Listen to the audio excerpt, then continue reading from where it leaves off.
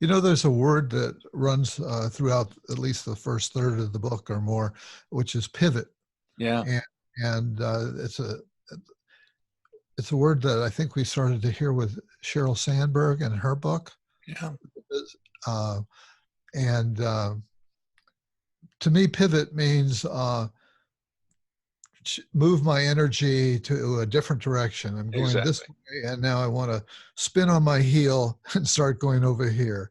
Exactly. Is that what you mean?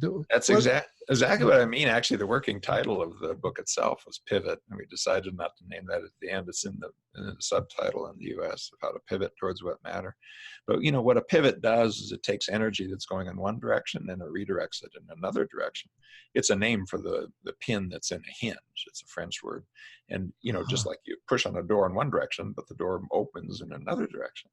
And what I'm using here is a metaphor that inside the worst parts of us, I mean, the parts of us that lead us into a hellacious way of living, where we almost can't breathe, and we literally are thinking about, you know, whether or not we belong on the planet.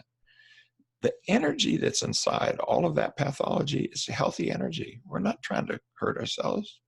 We're doing the logical, reasonable, sensible, and pathological things with an energy, like yearning to feel. Just take that.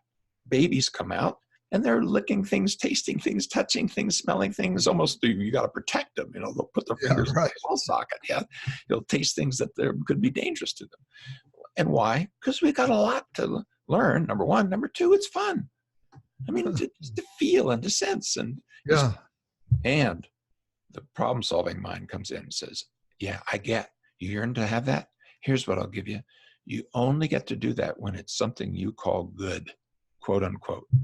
So you only taste the stuff that's sweet, not the stuff that's sour, not the, you know, only feel the stuff that's joyful, not the stuff that's sad." Well, here's the problem. Feelings don't come packaged that way, number one. Number two, some of the things that lift us up and bring us joy are those very sad moments. And then I tell the story in A Liberated Mind of being at my mother's bedside as she takes her last breath. You know, and I ran to the airport to get that ticket. I flew there as fast as I can when I got the call that she may be making a turn for the worse inside this bout of pneumonia that she had. And man, I thank the deities that I was able to be there and had my hand on her body as she took her last breath. What a precious moment that was, and what an amazingly sad moment that was. But also, it's filled with honor and dignity and sweetness and love. And the mind's so stupid, it would easily say, "Oh, you don't want to go do that. It'd be too sad." Yeah. In workshops, David, I sometimes say, you can only say back, you know, good or bad. And I say happy, they say good. And I say sad, they say bad. And then I tell this story and I say, so it was bad for me to go down there and be there when my mother died, right? And I say, oh no. I say, wait a minute. Just 2 minutes ago, you were saying bad. That's so great. Good don't example. tell me I'm the only, you know, but our minds are that stupid that we're only going to feel the good stuff, which ultimately means we actually walk through the studies. It ultimately means you can't feel it all, and you head towards the happy, numb